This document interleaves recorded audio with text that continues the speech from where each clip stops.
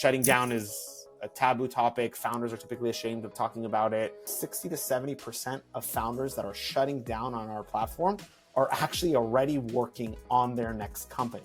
Did you know shutting down your company could cost you hundreds of thousands of dollars and leave you and your investors on the hook for a ton of liability years down the road, even if you sold the business? I brought on Dori Yona on the show today, serial founder and now founder of simpleclosure.com, to help founders understand the cost, the risk, and the processes of winding down your company.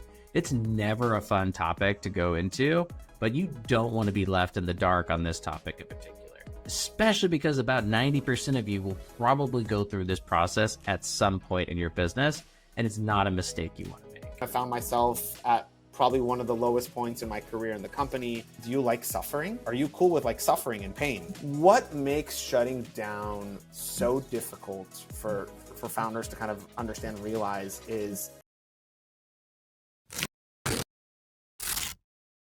Hey everyone, welcome back to Fundraising Demystified. Today we have Dori Yona with us, founder and CEO of Simple Closure. Welcome to the show. Thanks, Jason. Appreciate being here. No, I'm excited to have you. You have a very unique business that, founders probably don't want to use your service, but in the reality of the situation, they might have to. So let's talk a little bit about your background. You've built and sold the companies. You're an exited successful founder, but you've also shut down companies. Tell us a little bit about why you started Simple Closure. Sure. So I'll start with a bit of background and on my experience and what you alluded to. I've been an entrepreneur for the majority of the last decade. Simple Closure is actually the third company I started. The first company I started was actually a dating app, social networking dating app. This was back in 2014. I think Tinder was not even popular then. So that's kind of one of the first companies I started. And most recently, before Simple Closure, I spent the majority of the last decade building a company called Ernie. We were in consumer fintech. What we did is we automated a process called price protection. So it's actually a policy that most major retailers and credit card companies offer. If you shop online, you buy an item, the price drops after you buy it, you're actually owed a refund for the difference. The problem is no one knows about it. No one takes the time to search for a better price. And no one has the energy or time to go and submit a claim. So we automated that entire process and scaled the business to 3.5 million users. We ended up selling the business about 3 years ago. So that was a fun exit and a fun journey. But during that time frame, which kind of alludes to how I even got into the world of Simple Closure. But during that time frame, there was a point in time where things weren't going so well. I was actually in a board meeting presenting financials to the board, pumped of what we're doing, what we're building. And one of our board members looks at the financials and the operating plan that I'm presenting, and he says, "Hey, Dori, numbers don't look so good. I think we need to talk about a plan B. I think we need to talk about the option of potentially shutting down the business. We're not going to fund the company any further. And we don't think that you guys can raise another round right now. And the runway doesn't look good. And I think we need to talk about that option." So obviously I was caught really off guard, not what I was expecting to chat about in a board meeting. And so I asked the investor what specifically would they like to talk about. And they said, "Hey, I'd like you to put together a shutdown analysis for the business. I'd like to understand what are the timelines? What are the costs? What are the liabilities? Are there open contracts to vendors? What's the D-Day that day is the last day where we have to decide what's happening with the business by that day? Are there separation packages that we need to set money aside for? Warnacks?" Honestly, he flooded me with quite a few questions. And the honest truth is I didn't have an answer to any of those questions. And so I told the board, "Hey, let me go and do some homework and get back to you guys." I went home that evening from the board meeting. The first thing I did is I rushed to Google and I literally Googled, how do you shut down a startup? I was hoping to find a platform or a service or anything that can kind of help guide me through the process of shutting down the company or preparing the company for shutdown. I couldn't find anything substantial. The closest thing I found was a blog post from some boutique law firm that was probably 20 years old nothing that I could really rely on or use to guide me through the process. So the next thing I did naturally as a founder, which most founders do, is they say, okay, let's go ask other founders. It's one of those things when you fundraise, you get advice from other founders. When you go through these processes, you typically go to the community and ask for help. So I said, let's go and go through my network on LinkedIn and look for founders in my network that have shut down their company and ask for advice. Who did they use? What were the do's and don'ts? How should I think about this process? So I went to my LinkedIn and I started searching for founders that have shut down their businesses. And after quite a bit of time going through my connections, I couldn't find anyone. And it was weird to me until I actually realized that it wasn't that people aren't shutting down. It's that people don't like writing about it on their LinkedIn. Shutting down is a taboo topic. Founders are typically ashamed about talking about it. Even though it's mind-boggling to me because the majority of startups fail. And a lot of times, even when you read about the very successful founders and entrepreneurs that sell their business, that IPO, they've typically failed one or two companies before they got to that stage. But no one really likes talking about it. So that didn't help. And so the next thing I naturally did, I'm like, okay, let's pay our lawyers a bunch of money to help us do this. So I actually reached out to our law firm. We're using top Silicon Valley law firm at the time. We had been using them for years prior that helped us with our fundraising and all, the corporate governance and everything. And so I reached out to the partner. I'm like, hey, we need help putting a shutdown analysis for the business. And I thought they'd be excited, jump on it, more billable hours. And instead, their reaction was, oh, yeah, we're really sorry to hear that you're considering this option. It's not really our bread and butter at our firm. We're happy to refer you elsewhere. I think I have a friend of a friend. He might be able to help you, but it's not really kind of our sweet spot. So I was shocked by that. And actually, our CPA said the exact same thing, said, sorry to hear that you're shutting down and dissolving. This is not something that we can support or help with. We're happy to refer you elsewhere. So at that moment in time, I found myself at probably one of the lowest points in my career in the company, obviously stressed out of my mind, looking for a solution as a founder. And so I kind of knew I still had to get back to the board with answers and put a plan together.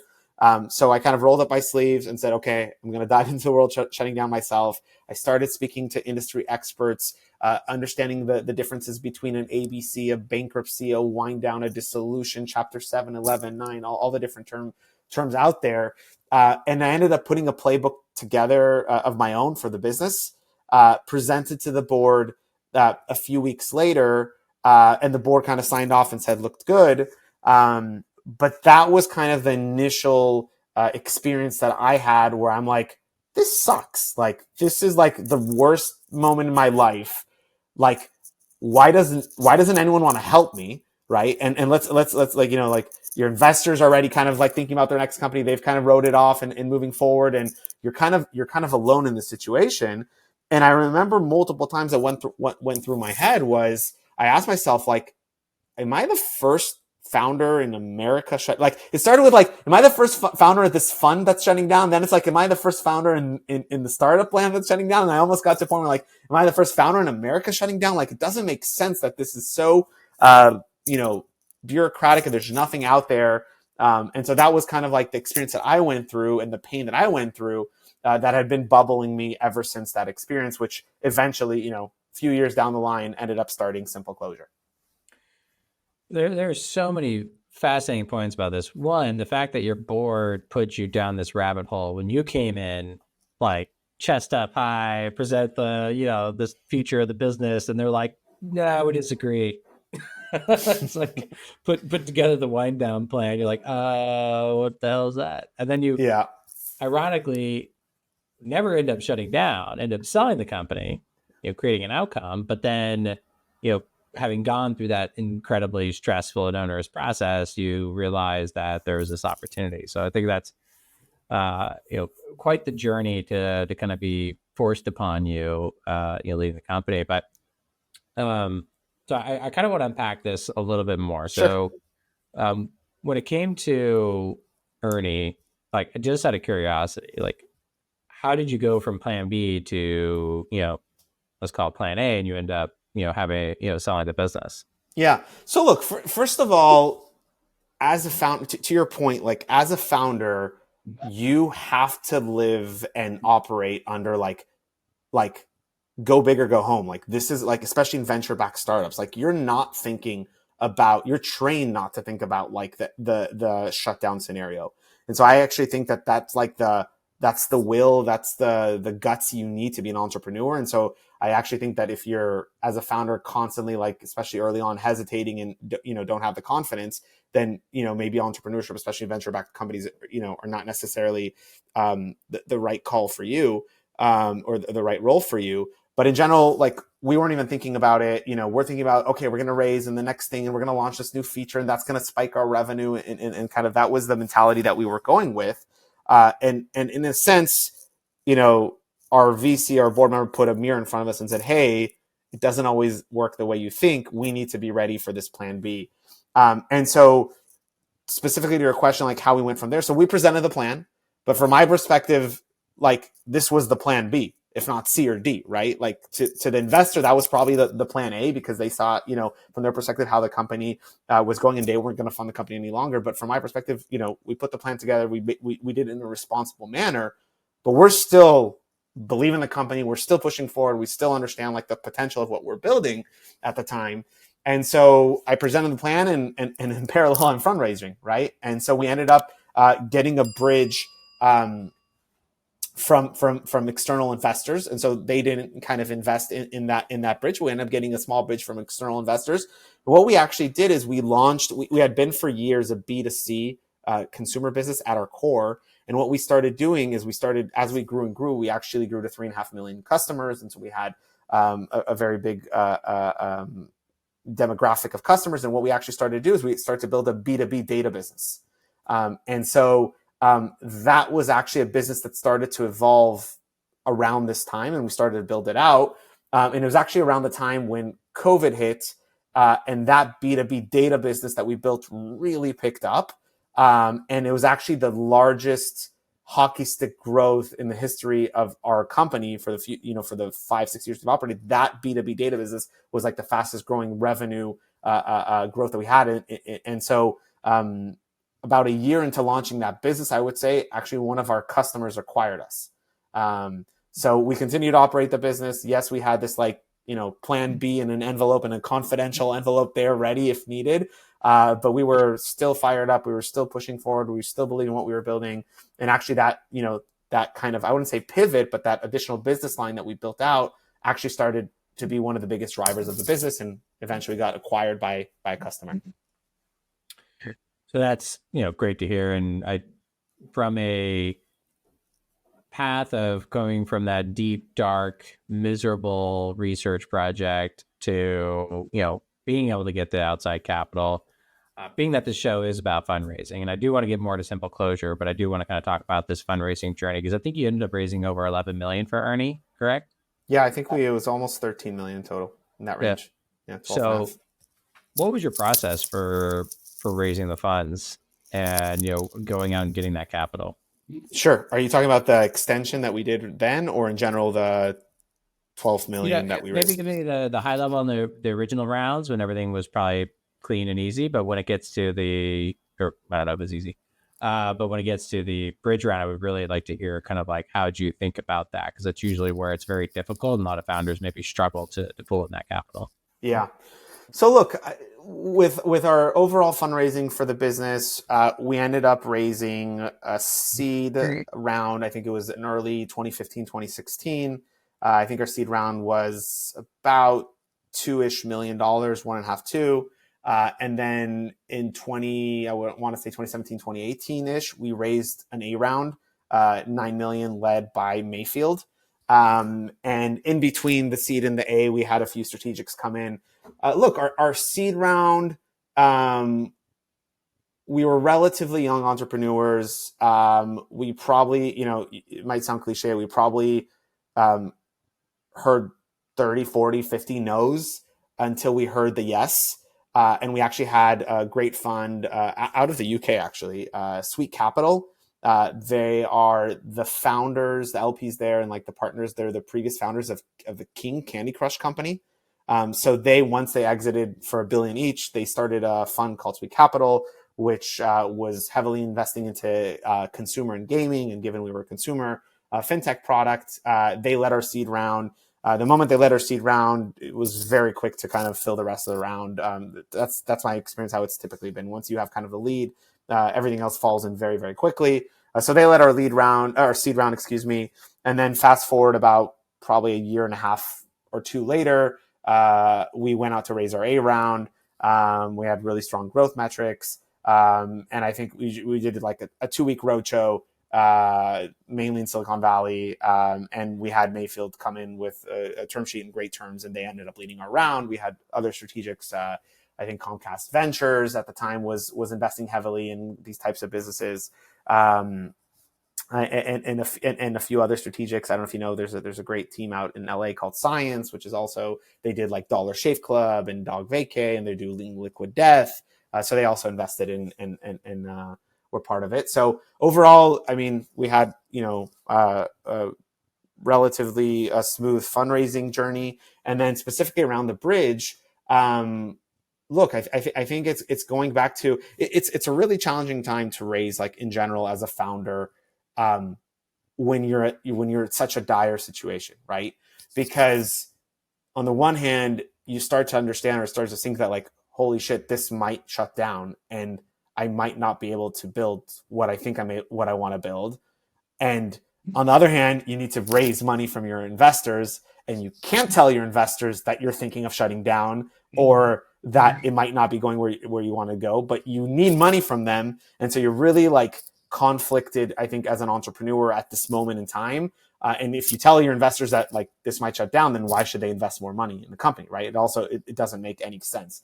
And you also, on the other hand, you're very close with your investors and you want to share with them. So I think it's a very, very challenging point in time in general when founders are kind of with their back against the wall. I think that we were lucky that we strongly believed in what we were doing and what we were building. We felt like we could get great returns for our investors given like the vision and the new traction we had around the B2B data business. And so we ended up, I think it was another million or so ish raising a bridge kind of at that point to kind of help fund the company and keep it going. This was also a time where like COVID was going crazy and there were QSBS, or I forget the SBA loans, like everyone was getting cash like crazy. So we ended up not taking that loan, although that was like at that moment in time when there was a lot of cash being distributed. So we were lucky because I think now raising a bridge is a lot harder than what raising a bridge in 2020, 2021 was when cash was a lot cheaper. And so yeah, we were fortunate to get that injection, and that ultimately like what held us. And when we sold the company, we still had cash in the bank, and like we didn't have to sell at that point in time, but we got a good offer that we were excited about. And so that was kind of our journey then. Now, I just appreciate the fact that you kind of walk us through what was really like the psychology of a founder dealing with, what you can and cannot say to who and when and how, and then still having to run a process and, bring fresh capital in. It's, I always like to joke, it's, founders are, riding a unicycle, juggling balls of fire, on top of a house of cards. It's just like anything can go at any point in time. 100%. But that's awesome. I don't know. I think like a lot of people, it's funny you say that's like that's the explanation of like the founder journey or the founder life. But a lot of people that come to me and say, hey, I'm thinking of starting a startup. Like, what do you like? Here's my idea. What do you think? Right. And I ask them, do you like suffering? And they're like, they look at me like, what are you talking about? I'm like, no, do you like, are you cool with like suffering and pain? And they're like, I don't know. Why do you ask? I'm like, well, being a founder is like, you're going to suffer. Like you have to be, in the sense, someone that's like okay with suffering and okay with it being painful and doing it with a smile. So it reminds me of kind of like what you're saying of like, can you do all these things? Like, yeah. Do you enjoy self-inflicted pain? Exactly. It is 1,000% self-inflicted pain, but like, I think like founders, entrepreneurs are addicted to it to some extent, especially repeat. Yeah. Like you're addicted to it. Like it's hard. It's hard not like if you live it and you have that mentality, it's hard to like give it up. Like, just make sure to have a good partner in life that knows that what you're going to put both of you through. Fortunately, I'm not a winner. So, all right. So you have this exit. Was there like an earnout period? Did you kind of have to stay around for a little bit, or were you already kind of like eyeing the next phase, simple closure?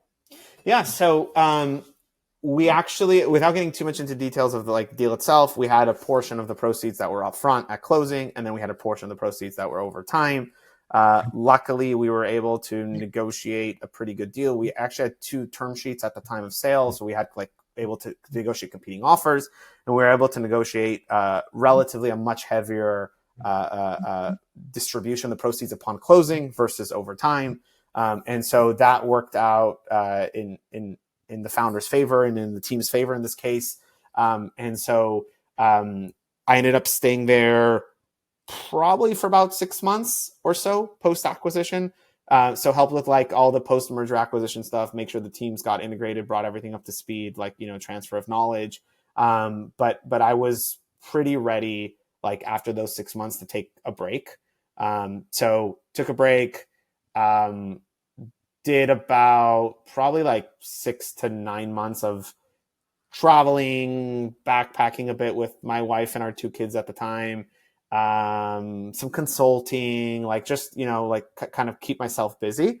So that's what I was doing for a bit of time, and I got bored. That's kind of what I'm saying. Like the bug is just like, I couldn't sit still. Like I got bored, and I said to myself, okay, I'm going to start another company. Like I'm ready. And then my wife's like, no, you're not ready. You need to stay home. You need to chill. You need to, take it easy, be with us a bit more. And she's like, what are your thoughts of like, go work at a big company? Like, just take it easy and go like, go spend some time at a big company. You'll work less. You'll be home more. Like we'll be able to, spend more time with you. Cause I just couldn't sit still. And I like at first, like, I don't think it's a good fit kind of thing. But then she's like, just try it out. You have nothing to lose. And actually, interesting enough, like, Ernie at our peak, we grew to like 30, 40 employees, right? Like when we sold at our peak. I said to myself, the next company I build, I want it to be like a generational company, a company that lasts for decades, a company that we build like really massive company. And I'm talking about companies, with hundreds, if not thousands of employees, right? And I don't know how a company at that scale operates. I've been entrepreneur pretty much from day one. I've, built small teams. I've built from 0 to 1, but I've not seen how a company like that operates. And so I said to myself, how about I go to a company at that scale and see how they operate, see how they work, the pace, how departments between sales and marketing and product and engineering at that kind of scale operate. And so I actually got as I was thinking of building the next company, and my wife had really pressured me not to do it yet, I got a really interesting opportunity to join a company called Trip Actions. They're now called Navan. They're corporate travel and expense. I got an opportunity to join as like GM of growth and build out their whole SMB PLG motion. So it was a role that kind of ticked a lot of boxes. One, the company was 3,000 people when I joined. So seeing how a company at that scale operates and how they think, I got to work very closely and report into Ariel, the CEO of the company. And so on that front, I got to see how a CEO at that scale operates his executive team, operates the board, and manages the board. I thought that was something that was like, invaluable to see a company that's like pre-IPO growth stage. So I ended up spending about a year and a half there, build out the whole SMB PLG motion. We actually ended up building out the team in Palo Alto, but then transferring it to Tel Aviv. And so eventually that entire department moved out to Tel Aviv. And I had kind of come to 2 things: peace with myself that I'm ready to start the next company. And my wife saw that even if I have call it a corporate job, I still worked like crazy, and it didn't make a difference that it was either, my company or not my company. I was still, working, whatever, 14-hour days or whatever that was. It didn't really make a difference. So she's like, well, if you're going to work like this anyways, you might as well do your own thing and have your own company.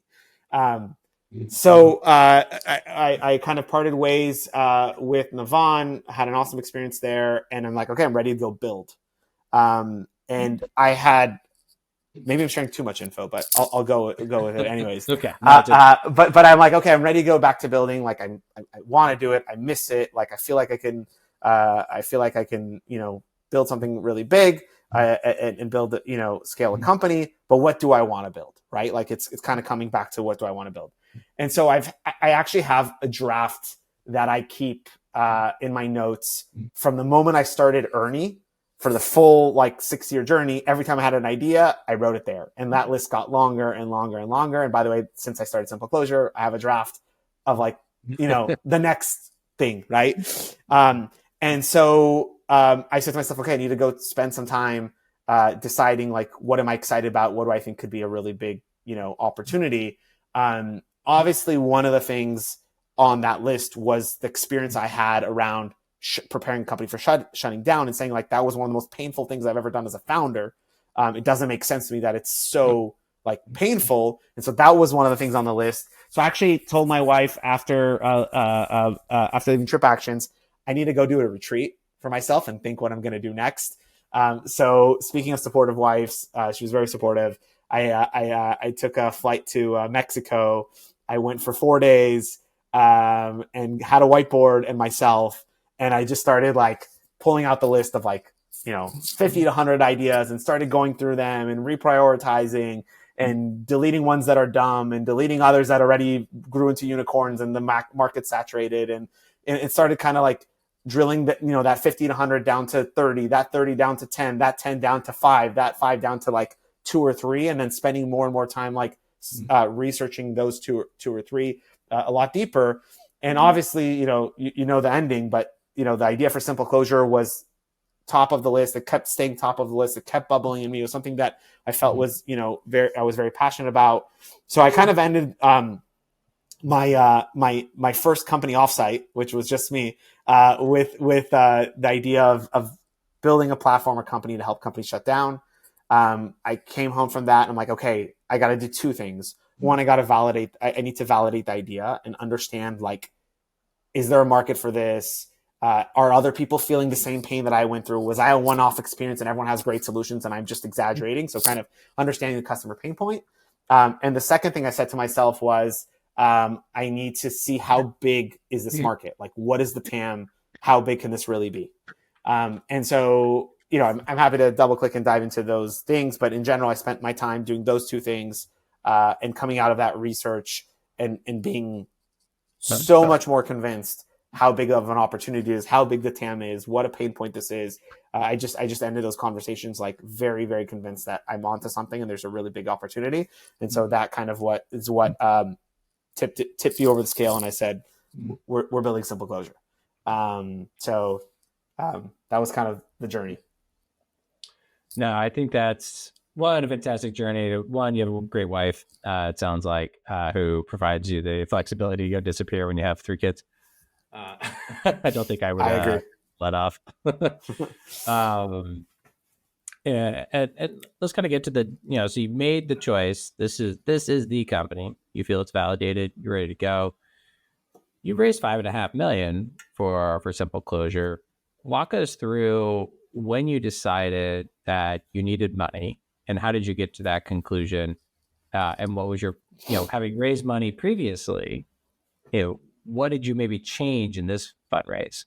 Quick plug for founders looking for an edge raising capital. Companies on Thunder.vc have gone on to raise over $1 billion since joining our network. It's absolutely free. Just go to join.thunder.vc to get started. And if you leave a comment on this video down below with your company's name and the problem you're trying to solve, you'll be entered to win a free coaching session with me. Okay, that's it. Just comment down below. Now let's get back to the show.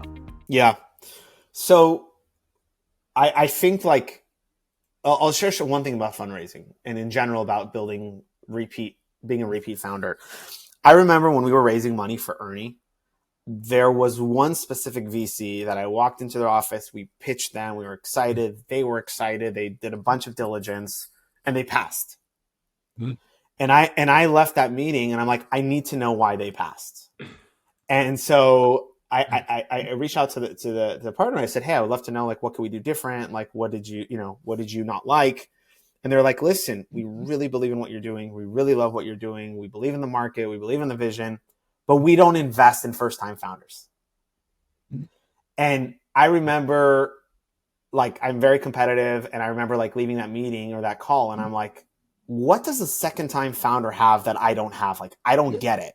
Like, that makes no sense to me. Like, why am I not being judged on like my merit, on the idea, on the team? Why would like that investor like think that a second time founder has something that I don't? And my dad always says the sentence like you learn your whole life and you still die dumb. And so I today, like I thought I was smart then and I knew everything then. I today would say the exact same thing if I had to write a check as a VC to an entrepreneur. Like I'm not going to invest in a first time founder, right? Like I actually think that what we went through, Ernie, that journey, that is the MBA of life. That was the MBA of an entrepreneurship.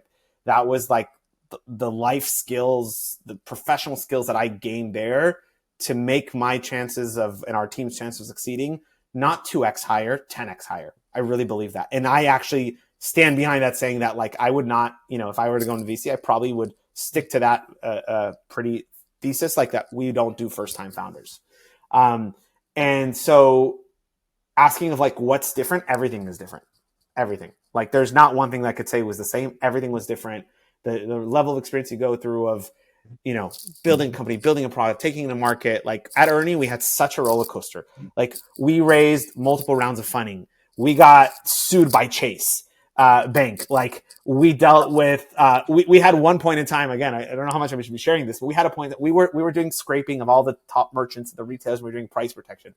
We had a point in time where our Google Cloud provider called us, okay, and said, listen, the number 4 merchant in America retailer called us, Google, and asked us to they're getting all this traffic from this IP that's related to Google servers, and they asked us to shut it down because it's their number 1 volume of traffic on their website, and it's flooding their systems. Like those were the types of things we dealt with. We went through a process of like Gmail shutting off email access and Wall Street Journal investigative reporting and fundraisers and bridges and things like that. So like the level of knowledge and experience that you go through as a founder is insane, is immense. And so I think like, first of all, there's nothing similar between company 1 and company 2. But I don't really like count the first, social networking dating company. It was a company we raised $200,000. It went on for about a year. Like we pivoted very quickly to Ernie. But like that was an MBA to life, to entrepreneurial life. So nothing was similar. Specifically, like what we did is, look, I was telling you, we're going through the process. As I was validating the idea, I was speaking to customers, founders that have gone through the process of shutting down, were thinking of shutting down, to like pick their brain. I told you, I was trying to validate, like, what I went through, was this what everyone was going through? So I started getting on calls with them and like, picking their brain and speaking to founder after founder after founder. And every call actually got me more and more convinced of how big the pain point is and how much they need a solution. It got to a certain point by like call 15 with customers, like, customer number 15, the customer would be like, listen, Dori, sounds like you have a bunch of knowledge in the space. Can I just pay you as a consultant to help me shut down the business? Like, I'm like, and I was like, hey, listen, like I don't have a product. I don't have anything. I'm just doing user research. They're like, I know, but you have more knowledge than 99% of everyone I spoke to about this. And I need help now. Here's my credit card. Charge me. Just help me. Right. And so that, by the way, convinced me of like how real the pain was when you're on a call with the customer validating idea. If they're willing to take out their credit card and pay you now, I think that's like a pretty validating metric. And so the first one that told me, I said, no, you're crazy. The second one told me, said, no, I don't have a product. The third one that told me it, I said, sure, no problem. Our MVP will be live next week. And so I actually signed the first customer then. They were like, I went to work, I built our initial version in an Airtable in a week. First customer paid. They were delightfully happy with the Airtable I built in a week. And so we actually kind of like from day one started having revenue.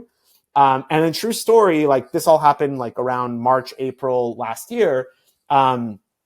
But I ended up I got a free ticket to FinTech meetup because like we still not incorporated, it's not really done anything. Got a free ticket to the FinTech conference in Vegas. I went to the conference. I ran into someone that I hadn't seen for quite a few years. He was a VC at a growth stage fund. He's like, what are you up to? I told him I'm working on this thing to help founders shut down, called Simple Closure. He's like, brilliant. I think I have a friend here at the conference. He's at a VC at a pre-seed stage fund. He's going to love this. You have to meet him. So we go to like an event at the conference. I meet him. I tell him the pitch. He actually says, brilliant. I love it. But I have a friend. He's a VC at a later stage fintech fund, and he shoots down every idea I bring to him. So I use him as like a filter. He's here too. I want you to pitch him. And if he likes it, then like I'm really excited. I'm like, sure. So he takes me over. This is all like at a happy hour thing. I pitch it to him on the spot. He starts thinking rubbing his beard and saying, interesting. The moment he said interesting, the other pre-seed investor's like, okay, he didn't shoot it down. I think we're on to something. Okay, I want you to meet my other partner. I ended up like literally in that evening, plus the next morning, meeting like 2 other people on their team. I boarded that evening the flight home from Vegas to LA. When I landed, I had a text saying, hey, we want to lead your pre-seed round. Here are the terms. And so pretty much got a term sheet in less than 24 hours. And had that offer. I was actually not fundraising and not considering fundraising at that moment in time. I felt like I could, bring some more traction and then go raise at better terms. And given that, like I said, we had the luxury where we were making revenue kind of from day one. But I actually started to think long and hard about it. And I kind of saw where the market was. And there was a lot of early talk about like, we're in a recession and companies are going to shut down and all these things. And I started thinking to myself, well, do I want to bootstrap it for now, raise later, and grow slower? Or do I want to take advantage of like the ecosystem and a lot of the things that are happening in the space right now and be in market faster, build product faster, be ready, scale faster, and actually ultimately made a decision and said, I think that I prefer to take money now and grow much quicker and be ready for that moment in time when like there's a lot more companies shutting down, which was kind of the assumption that I had around early 2023. So that was kind of how the term sheet came for our pre-seed. It came together. We had another fund join, which is awesome, Cambrian Ventures. Rex that leads that fund. Vera was the one that gave us the term sheet, and we had an awesome angels join, but that came together in like a few days, and we ended up closing the $1.5 million, which was kind of our first raise. A serendipitous dream come true for most founders to be able to close their round that quickly over a cocktail party. Not too bad. So appreciate you diving into that and sharing that narrative, because I'm sure a lot of founders are probably very jealous hearing that. But it's a culmination of your credibility, your track record, and other things that ultimately amount to that, and working on something interesting that I think a lot of VCs are very familiar with. So let's talk about how to actually close a business, shut down a business. I think if you can kind of give, founders an idea of what this process looks like, from what it's like without simple closure and what it's like with simple closure. Yeah, sounds good. So look, I'll talk in this example. Let's just talk about like a venture-backed startup as like a prime. Obviously, it differs if you're in real estate or if you're in media and entertainment or in startup land. But let's talk about startups and venture-backed. What makes shutting down so difficult for founders to kind of understand and realize is that there are so many moving parts that you need to orchestrate and quarterback in order to properly shut down a company. I'll give an example. Like, it's not only where you need your legal team or lawyer to shut down. You need your lawyer and you need your accountant and you need severance packages and you need to interact with investors and employees and vendors and customers and IRS accounts and payroll providers. And like, if you kind of map what shutting down entails, it actually entails you orchestrating, quarterbacking all these moving parts in order to properly wind down and dissolve a company. And I think that what makes this even harder is that, first of all, there's no universal process. Every entity, every state agency, every service provider has a different process, from faxes and phone calls and emails and paper mail even. They have different processes. I'll even give you an example. A lot of founders, so in tech, almost all companies are incorporated in Delaware. Like, that's where most companies are incorporated. And then a lot of times they'll have foreign state entities in California because their headquarters are in California or in New York, and they'll have, other representations in other states because they have employees in those states. A lot of founders, what they don't realize is when you go to shut down your company, you think that by telling Delaware, you're done. You notify your state's incorporating Delaware, you tell Delaware, you're done. Actually, you've not even scratched the surface of what needs to be done in order to shut down a company. So if you tell Delaware doesn't communicate with the IRS, so you're still registered with the IRS and you still have an EIN and you still owe them a bunch of reporting and things like that. Delaware doesn't, interact with the state of California, because if you're headquartered in California, then you have a foreign entity there. even within California, if you tell the Secretary of State, where your company is registered in, that you're shutting down, they don't interact with the different payroll accounts. So if you had an employee in California as well, they don't interact. So you have to separately do the process, shut down the payroll accounts in California. And even within the world of payroll, there's sub accounts because you have the Department of Labor and you have the unemployment department, and even they don't communicate within themselves. So actually the structure of shutting down a company is very complex in the US, given the fact that there's so many states. I think the fact that more companies have gone remote in recent years have complicated the corporate structure, because now, like, I'll give you an example. At Ernie, we were LA based, headquarters in California. All 30 employees were in, California. We had one office, one Secretary of State. Today at Simple Closure, we have less employees than we had at Ernie, but we were registered, I think, in like 13 states, right? And I think that's an example of like any company that's working remote. So I think that's something really important to understand for founders, is that like it's complex, it's very time consuming. The traditional time of a founder, like we did a ton of user research, it takes on average 9 to 12 months from start to finish for a startup to shut down. And in most cases, it ends up costing tens of thousands and sometimes even hundreds of thousands of dollars in fees to properly shut down. And I think that the thing that founders don't realize the most, that we've seen as the most painful part around shutting down. So even if you do it yourself and you quarterback it and you work a bit with your lawyer and you work with the accountant and you drive TriNet and Rippling crazy and you do all these other things and you spend a year of your life doing it, when we did the user research, in every single case where we interviewed a customer about this, they were continuing to get fines and penalties months and years after shutting down because they didn't shut down things properly. And the reason is because it's so complex and there's all these moving parts. And so I think that is one of the, and so you think about, I shut down my company. We literally spoke to founders that shut down 3 years ago and are still dealing with state taxes and fines. And the problem is they have no more money in the bank and they return money to investors and now they're on the hook for it. And then sometimes there's personal liability, depending on what's not paid. And so in general, that is a very, very painful process. And that at its core is what we're looking to solve. Yeah. And minus the anxiety attack I just had from everything you just shared. And I imagine other founders having that same feeling. You're already at your lowest moment as a founder when you come to the conclusion that your baby doesn't make it, to then deal with the monstrous headache of the logistics. And the bigger you were, the harder, more complex it becomes. And I remember also the bigger you were, probably the more emotional it is, because one of the hardest things we talk to founders is like the hardest thing for them to do is, other than actually shutting down, is letting go of employees. Like that is a hard thing to do as a founder. You are now sending people like that have families, that have kids, that have mortgages, that like they're losing their job, right? And so that's a level of strain and emotion, burden that's hard to overcome.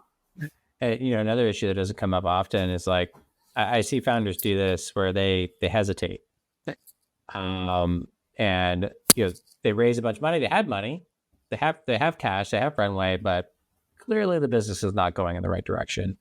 And I walk through founders of like the option of just like you can raise, but you got to do a bunch of stuff, which usually they're not capable of doing, or the business is just not going to get there to get to that point.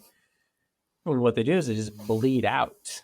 They basically just delay because ethically or unethically, they're getting a salary, it's investor money. They, start to just let it wind itself down.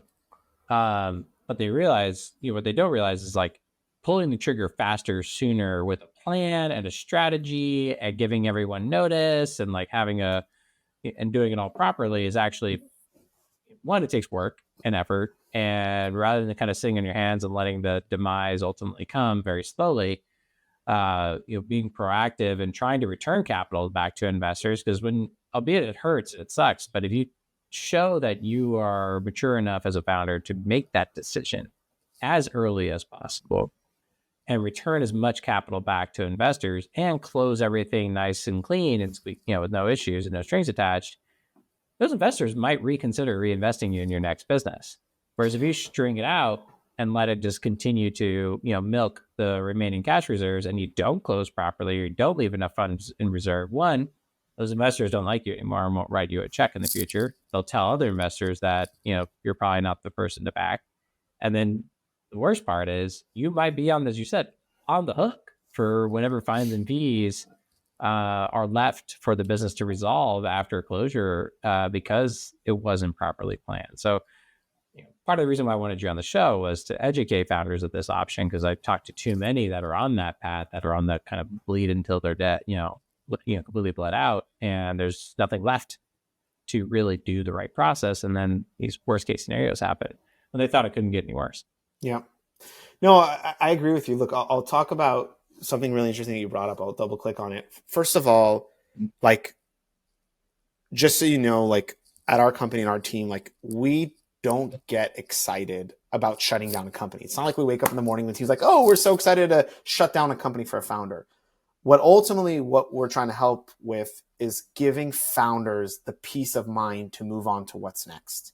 That's what we want. We want to take the burden off their shoulders, off them, the board, the team. We want to give them the peace of mind to go and do whatever's next, start that next company, get their next job, whatever that may be. That ultimately is like what gives us happiness and what drives the team. And so what's really interesting at that point was like, actually from on our platform, I would say probably 60 to 70% of founders that are shutting down on our platform are actually already working on their next company. And that to me was like mind boggling, because I said to myself, like, well, as a founder, like you're so emotionally drained, you're so burnt out, like you're going to want you just want a job, right? Or like you just want a vacation. But it's actually super interesting to see that the majority of the founders on our platform are actually already working on their next thing. And so when you're already thinking about that and working on the next thing, to your point, one, the relationship in which you end with your investors is so critical, because we see a lot of like founders that end on really good terms with their investors, where they have an amicable like ending. They try their best. Like, look, investors are in the game of betting. Like, investors know that 90% of their bets will fail, right? And I think that if you've proven to your investors who you are, your ethics, and how you operate, then it actually increases the likelihood. By the way, it goes back to the thing we talked about earlier, where you're a second-time founder. You're actually probably like, you have a higher likelihood to hit a home run with this founder than probably a first-time founder, right? Especially if you had a good experience with them. So I totally agree there. I think that founders don't realize how much investors. Now, again, I don't want it to come across where it's like, well, if you have $1 million and like you could still build something, you're like, I'll just give up. And like, no, you still need, as a founder, the mentality of like push and fight and like build impossible. Like if you woke up and it was easy, then you might be doing something like, you wouldn't be doing this job, right? Other people would be founders. Everyone would be a founder. And so I think you have to balance between, when am I giving up? Or, by the way, we don't call it giving up. We just like, you've changed lanes. Like you're changing lanes and trying your next thing, right? And so I think ultimately, like true entrepreneurs, like every failure is one step closer to that success. I ultimately believe in that. But so anyways, I don't want to come across like, oh, you have anytime $1 million and things are a bit hard, just give up. No, but if you understand that you've, product market fit's not there, you've built this stack and it's not where it is, and you don't have, the conviction that this can really go somewhere, to your point, don't drain it to the end, because that exact money that you might hand back will be your next check, potentially the investor that invests next check. And the second thing, you're right, like what founders don't understand is like, you cannot shut down a company with $0 in the bank. It doesn't work that way. Like it's you come from your personal bank account. Yes, if you do. It's going to come from your personal, like, and it's tough. And so what we try to like educate founders that reach out to us, when they're trying to go out for like a Hail Mary bridge, or like they're 6 months out of runway, is like, regardless if you simple closure or not, the biggest advice I can give, like the two big pieces of advice I always give founders is, one, don't try to do this yourself. It's one of those things where you don't know what you don't know. And if you try to do yourself, in every case we've seen that, you end up dealing with this for years. And the question is, do you really want to deal with this for years, or do you want to focus on your next thing? And the second thing we say is like, it costs money to shut down. Taxes, separation packages, vendor invoices, other things that are state fees. And so the last thing we want is it to come out of pocket for founders, or needing to ask their investors for more money just to shut down. So that's a really important point. Yeah. I think this has been a great topic to cover for founders that just don't really know what to expect. as they are, as you said, trained not to think about this and to keep going all in and, put every ounce of effort they have. But there are some points, like you said, 90% of these companies just don't work out. And what's ultimately that plan? So I think you did a great job really hitting the key points there. For those that are listening, what would be the best way for founders to either learn more about Simple Closure or connect to you? Sure. So I'm very available on all mediums. I mean, my LinkedIn, Dori Yona, Twitter as well. You can also email me. It's dory@simpleclosure.com. We're here to support founders. I love there's nothing I love more than like getting on a call, helping founders through this journey, making sure that they can go to sleep at night knowing that things are taken care of. So still speak to founders all the time and happily help guide them. And by the way, just like for advice and bouncing ideas off of me, in different scenarios, always happy to help. And then if anyone, unfortunately is thinking through this process or considering their options, they can go to simpleclosure.com. It's exactly as it sounds, simpleclosure1word.com, and click get started. And we ask you a few questions and we get you routed to the right team to start helping you out and handling and sharing, the different scenarios and what your options are. So we're always here to support and always here to help the community. And again, like if you have to go through it, this process, it is painful, obviously, and it's an emotional process. But there is light on the other side. The amount of founders we see that jump right back in and go and build, and like we've had founders that shut down our company and have already raised their next round for their next company. That like those are the stories that we love, right? And we help out with. So if you're either needing to shut down because you're out of cash, or you're shutting down and returning funds to investors, or even if you've done an asset sale. About a third of our customers are companies that have gone through asset sales. You still need to wind down the shell entity. So we take that on as well. I would say that's probably a third of the type of companies we see. We're here. We're available. We're here to support. And that's kind of the best way. I appreciate you sharing your journey, sharing your experience, and ultimately sharing a solution which provides a better outcome in a tough situation. So, Dori, it's been an absolute pleasure having you on the show, and I look forward to our audience being able to learn more about Simple Closure. Thanks for having me. Thank you for watching today's episode. As a reminder, I'm your host, Jason Kirby. I have built and sold multiple companies with over 135 million in transactions as either a founder, operator, investor across multiple industries. I'm currently the managing director and founder of Thunder.vc, where we help companies and founders at all stages navigate what capital to raise and who to raise it from, and help improve companies' odds of raising capital. If you need help, reach out to us at help.thunder.vc.